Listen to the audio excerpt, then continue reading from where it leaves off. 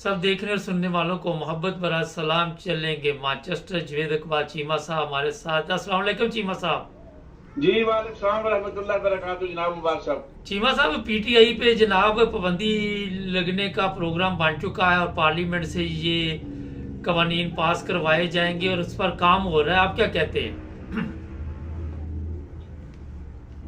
जी मुबारक साहब, मैं इस सिलसिले में ये अपने अर्ज करता हूँ कि जब तक जनरल आसिम मनीर साहब अपनी कुर्सी पे विराजमान हैं, हम्म। पहली बात तो ये है कि ये जाएंगे नहीं। इनकी ख्वाहिशात बहुत ज्यादा हैं। ये आखिरी सांस तक जनरल ज़िया की तरह कोई एडवेंचर ना हो जाए, ये जाने वाले नहीं है, नंबर एक। और जब तक ये अपनी कुर्सी पे विराजमान हैं, ये जिंदा सलामत हैं, क्योंकि जिंदगी में तो ये कुर्सी छोड़ने वाले नहीं है।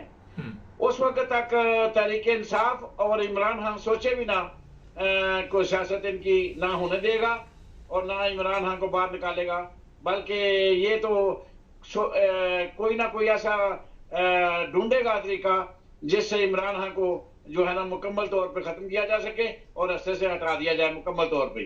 तो इसकी ये ख्वाहिशात हैं। अब इसकी अपनी एक ख्वाहिश इसकी है, एक ख्वाहिश मेरे अल्लाह की है, एक प्लानिंग इसकी है, एक प्लानिंग मेरे अल्लाह की है। तो अब होगा तो वही जो मेरा अल्लाह चाहेगा, मगर हालात जो बता रहे हैं वो यही है कि ये तहरीक इंसाफ को बैन किया, ये सफा हस्ती से मिटा देगा और इमरान खान को भी सफा हस्ती से मिटाने की कोशिश कर रहा है और एंड तक जाएगा। चीमा साहब, एक बड़ा अहम सवाल है, क्योंकि आप इस्लामी स्कॉलर भी हैं, ये क्या वजह है कि मुसलमान आज तक जब भी बर्बाद हुए अपने लोगों के हाथों बर्बाद हुए? अगर इस्लामी तारीख भी पढ़ी जाए तो यही चीजें सामने आती, इसकी क्या वजह है?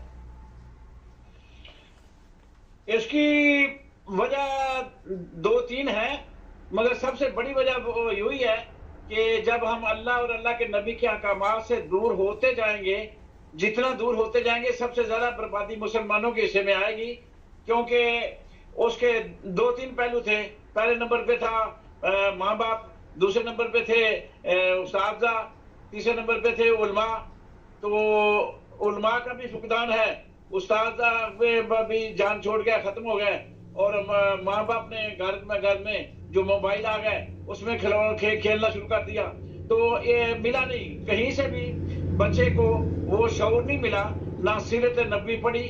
बड़े बड़े लोग हाफिज़े कुरान बन गए, मगर सीरत नबी का मुताला किसी ने नहीं किया। अल्लाह और अल्लाह के रसूल के अहकामात से पीछे हटने का सबसे बड़ा जवाल का सबब है, क्योंकि झूठ पहली जड़ है, मुनाफिकत सब पहली जड़ है, हसद बुग़्ज़ कीना नफरत मुसलमान के लिए ज़हर कातिल है। और वो हम सब कुछ कर रहे हैं जो अल्लाह और अल्लाह के रसूल के अहकामात के खिलाफ है। इसलिए हमारा बेड़ा गर्क हुआ है। जन जर जमीन ये मुसलमान की फितरत के अंदर घर कर गई है, क्योंकि ये नबी के अहकामात को भूल चुका है और ये जुल्म उसने अपने आप पे किया है मुसलमान ने। इसलिए मुसलमान पूरी दुनिया के अंदर ज़िल्लो रस्वा हो रहा है और होता रहेगा जब तक अपने अल्लाह और अल्लाह के नबी की तरफ रुजू नहीं करेगा। बस चीमा साहब, एक बड़ा अहम सवाल है कि हमारी तारीख जो पाकिस्तान की है वो जर्नलों ने कोई अच्छी नहीं छोड़ी। जनरल या जिस तरह याशी में पड़ गया, जनरल रानी के कहने पे मुल्क चलता रहा, आज भी इसी तरह की खवातीन के कहने पे मुल्क चल रहा है। क्या वजह, सीखते क्यों नहीं? ये तख्त जो होता है ना, तख्त ये वो बेहतर जानता होता है जो कुर्सी में बैठा होता है, क्योंकि कुर्सी का नशा इतना बुरा है कि वहां आदमी अच्छा खासा भी बैठे ना तो फिरौन बन जाता है। क्यों? जब वो कुर्सी में बैठता है तो उसको अल्लाह के नबी के अहकामात भूल जाते हैं। ये असल जड़ ये है कि ये नशा इक़्तिदार जो है ना, ये सिर्फ और सिर्फ अल्लाह जल्ले शानू कुछ लोगों को देता है। दौलत दे के अल्लाह जल्ले शानू उस बंदे को परखता है, इज्जत दे के परखता है, इक़्तिदार दे के परखता है। तो अल्लाह जल्ले शानू के ये इम्तहानात हैं जो अल्लाह जल्ले शानू इन लोगों को देता है, फिर उनको परखता है, रगड़ता है, चेक करता है, ताकि इनको जहन्नम में धकेलने के लिए कोई आर्गुमेंट बाकी ना रहे। चीमा साहब, ये सारे इम्तहानात पाकिस्तानी कौम पे ही आने, या सब कुछ ऐसे लीडरों के जरिए पाकिस्तानी कौम को परखना अल्लाह ताला ने? हाँ, ये बात आपकी ठीक है, इसमें कोई शक नहीं दरख्त जो है ना उसी के लोग पत्थर मारते हैं जिसके ऊपर फल लगा होता है। असल बात यह है कि हम क्योंकि मुसलमान हैं और मुसलमान घराने में पैदा हुए हैं, फिर अपने आप को हाफ़िज़ कुरान भी कहते हैं, हमने दीन में दीन सीखा भी है, फिर इसलिए अल्लाह जल्ले शानु बड़े बड़े आबद, बड़े बड़े जाहिद जो होते हैं उनको परखता है कि आखिरी वक्त है वो कच्चा है कि पक्का है, और फिर उनके इम्तहान से वो गुजरता है तो फिर वो जो है ना वो अल्लाह के महबूब की नजर में बेहतरीन बंदा होता है। फिर अल्लाह जल्ले शानु कहते हैं अब सारी दुनिया तेरे कदमों में क्योंकि तू मेरे कदमों में। बस शेर सवारी करे, जंगल में जाए, जो मर्जी करे, फिर अल्लाह ताला कहता है कि ठीक है बंदे, तू जब मेरा बन गया तो ये सारी कायनात में तेरी बन गई। असल में ये इम्तहान आते हैं उन्हीं लोगों पे आते हैं कि ये मिसाल मैं जो आपको बताई है, ये कोई शक नहीं है काफिरों को न क्या आजमाना है कि जब हैं ही वो काफिर मुर्तद हैं, शिरक करने वाले हैं, अल्लाह को मानते नहीं है, तो उनका क्या अल्लाह ने इम्तिहान लेना है, सीधी सी बात है। फिर उन्होंने जो भी वो किया है कि जो अल्लाह और अल्लाह के रसूल के कानून थे वो उन्होंने अपने मुल्कों के अंदर राइज कर लिए हुए हैं। तो इसका मतलब है कि अल्लाह ताला तो मुसलमान को ही पहचानेगा ना, मुसलमान को ही इम्तिहान में डालेगा, सीधी सी बात है। क्योंकि फल किसके अलावा है, जन्नत का हकदार ये है ना, तो जन्नत दोज़ख को देने के लिए अल्लाह ने फैसला तो करना है ना बंदे के दरमियान, ये है असल मामला। चीमा साहब जरा मुख्तसर जवाब दीजिएगा, काफी सवालात ने। कल मैं कुछ प्रोग्राम देख रहा था यूट्यूब पे जहाँ गाड़ी रजिस्टर्ड होती है लाहौर में, वहाँ के जो ऑफिसर है वो भी झूठ बोल रहे थे, वो भी रिश्वत के बगैर काम नहीं कर रहे थे। अगर मैंने वहाँ डॉक्टरों की हालत देखी तो जैली डॉक्टर थे, उनको पता ही नहीं था। जब डॉक्टर से पूछा गया आपके पास इजाज़तनामा है तो उसकी अपनी तबीयत खराब होगी। ये आप मुझे बताइए कि कौम इस हालत में है कि अल्लाह ताला इसे आजमाए। ये तो हर जगह पे रिश्वत का बाजार गर्म है, रिश्वत देने वाला लेने वाला दोस्त की है। तो पाकिस्तान में तो कोई बंदा आपको नजर ही नहीं आएगा जिसने रिश्वत ना दी हो, और ये जिसने रिश्वत जिसको मौका मिला उसने ली ना हो।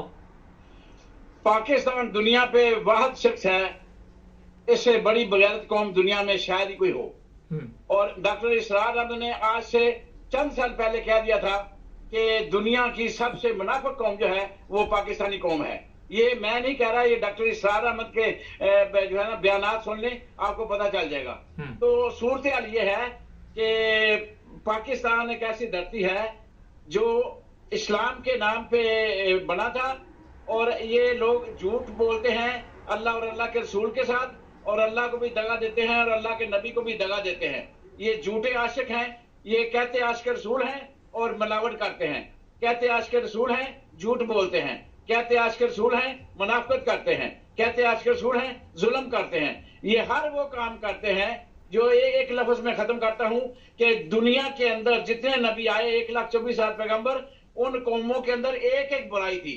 पाकिस्तानी कौम वाहिद कौम ऐसी है जिसके अंदर 1,24,000 पैगंबरों की सारी बुराइयां इस कौम के अंदर हैं। और ये जो इस वक्त हुकूमत है ये जालिम हुकूमत है, और ये जुल्म इसलिए इस कौम पे आया हुआ है कि ये अजाब इलाही है, इसके अलावा कोई और काम नहीं है, सिर्फ अजाब इलाही है ये जो इस वक्त कौम भी भुगत रही है और हुक्मरान जालिम मुसल्लत किए गए।